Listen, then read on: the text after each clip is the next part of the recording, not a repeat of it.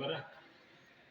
जय हिंद दोस्तों। तो आज हम चिड़ियाओं के लिए परिंदे लगा रहे हैं। ये पानी के लिए है और ये दाना चुगने के लिए है। और इसमें देखो ये चुगने के लिए इसमें बाजरा वगैरह मोटा अनाज है।